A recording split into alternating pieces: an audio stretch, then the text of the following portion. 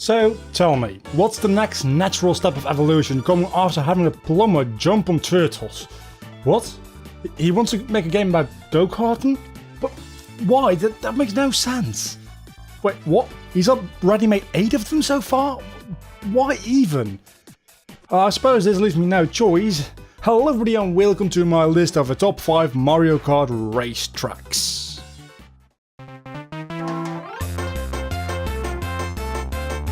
Baby Park, Mario Kart Double Dash. It's a rather simple course. It's just a small track with 2 turns going into a loop. It's so small in fact that the game makes you go 5 laps instead of the usual 3. Having such a small track means that all the races are very close to each other at all times. So close in fact, it's very possible and even likely that the first place will lap the person in the last place. It's not even rare for the second place to lap some people.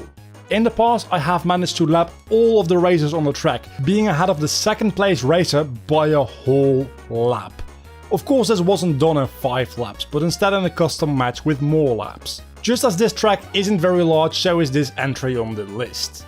A small track has little going for it to tell you about, but the novelty of a track that has 5 laps by default, and the total chaos you'll find on here because of the size, is very nice. Simplicity can have its beauty, and I suppose size doesn't always matter.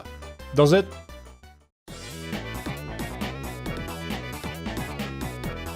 Waluigi Pinball, Mario Kart DS. Wait, this guy has a track? I mean, yeah, recently he has become somewhat of a meme, but it seems Nintendo tried really hard to make this guy canon after including him in Mario Tennis because Wario needed a doubles partner. It's almost like this track was supposed to say, see guys, he's totally been here all along, see him there in the distance, he's racing on his own track, such a funny guy, did I mention I've known him for so long? While this all is a little strange to say the least, I don't mind it much to be honest, I like this track, it's creative. Turning a pinball machine into a racing track seems like an insane idea, and you know what? It very much is an insane idea, but you know Nintendo, they managed to make it into something fun.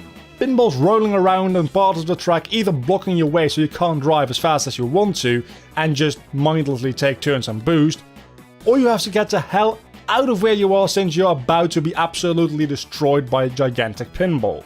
Mechanically it's not too interesting I must admit, which is why it ended up here near the bottom of the list.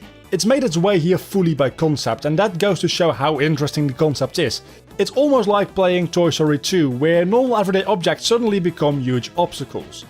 A pinball machine is usually not quite large enough to build a karting track inside, but if you shrink down the karts, or size up the pinball machine I suppose, you get to see things from a perspective you've never seen before, and that is interesting to me. It breeds creativity without actually having to be very creative. And that's not an insult to Nintendo, that's actually a compliment. Give a lazy man a difficult job and he'll find the easiest way to do it. I'll share a secret with you guys, that's exactly how creativity works.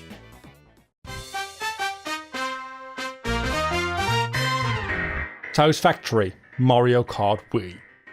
This track may be the exact opposite of Waluigi's Pinball. It's very boring in concept, just having a drive around a factory. In execution, however, it's added some little fun mechanics, which makes it an absolute joy to race on. You start the race immediately with an introduction to this track's mechanics. Moving conveyor belts. Some move in a helpful direction and are colored green, but some move in the opposite direction, which will slow you down. Luckily though, these are colored red, so you can easily notice which one to use. Then around the next corner the idea evolves, and rather than having the conveyor belts run parallel to the track to give you a boost to slow you down, now they run perpendicular, so you'll get sent to the left and then to the right, all while losing speed. On top of that, there's item boxes on these, so you have to maneuver your way around these conveyor belts to get those. But at the same time watch out for the normal boxes, which are obstacles. Altogether it's quite a pain to get through. Turning around the next corner we get to my favourite part of the track. Here we see 2 conveyor belts running side by side, one red and one green. They bend around a turn and switch direction every lap. So one lap the inner belt will help you, while the next lap you'll want to take the outer one. They are bent perfectly for you to boost on them while building up a drift. It doesn't give you a massive boost, but it's really satisfying to do. The thing is, especially if you have to take the inner route, you could lose most of your speed if you as much as touch the other conveyor belt. So for safety there's also a regular piece of road on the side, which nobody ever uses of course, but it's there. Then we get to the last obstacle of the race, which is a big pool of mud which will slow you down unless you boost over them. Of course a mushroom will work for this, but luckily there's also boost pads here, but they keep getting obscured by these moving walls, meaning you have a hard time getting on them for a boost. While this is a little annoying, I also think it's brilliant as far as level design goes.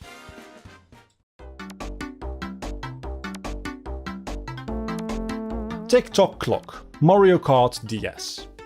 This is like a combination of Waluigi's Pinball and Toad Factory. I like the concept of racing inside a clock, which is most likely based on the clock level from Mario 64, and of course I do like that level too. The obstacles being clock arms, gears and even swinging pendulums makes for a fun aesthetic. Helped of course by the fact that it's not just aesthetics in this case. When you drive over a turning gear you get the same effect you got from the conveyor belts in Toad Factory. Drive on them to the right direction and you get a small speed boost. Drive on them in the wrong direction however and you'll be slowed down ever so slightly.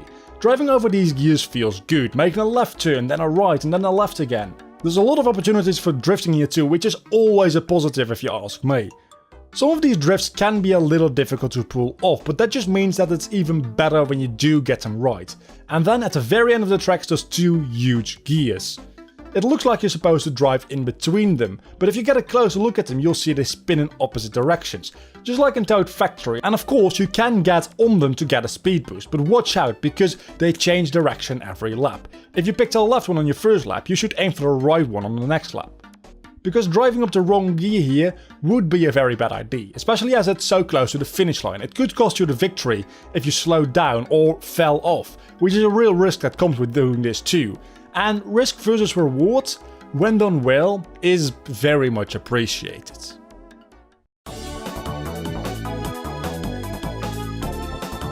Rainbow Road, Mario Kart DS. From the moment I started this list I knew Rainbow Road would end up here, and it would most likely be on the number 1 spot. Now the question was, which Rainbow Road should I pick? I like the one in Mario Kart 8 a lot, and the N64 remake in that same game is just as awesome, but I decided to go with a bit of nostalgia. As many other entries on this list, I went for Mario Kart DS. This particular version of the tracks feels like a roller coaster with lots of long bands which allow for satisfying drifting, loops all over the place and most importantly, height differences.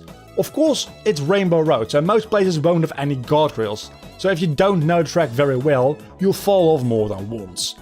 The loops luckily do have guardrails, since you have little to no control while inside them, since they're made out of one gigantic boost pad.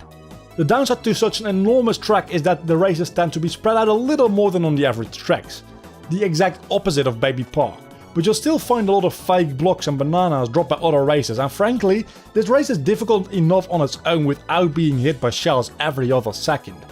While red shells seems to be a little bit useless on Rainbow Road, blue shells very much are still a thing and are the best weapon you can hope for on this track. I mean yeah, they are for the whole game, but a green shell won't do you much good as you usually won't be close enough to aim properly, and the pathfinding of the red shell gets confused on larger distances, but the blue shell always hits its target. I can only hope this track will make it into the next Mario Kart, perhaps as part of a Rainbow Cup where you race on 4 different versions of Rainbow Road. God, I want that so badly. Thanks for watching this top 5 list. If you have enjoyed this video, leave a like down below this video, and while you're down there let me know what your favorite Mario Kart track is in the comments, and subscribe to stay up to date with all my new uploads. Until the next time, bye.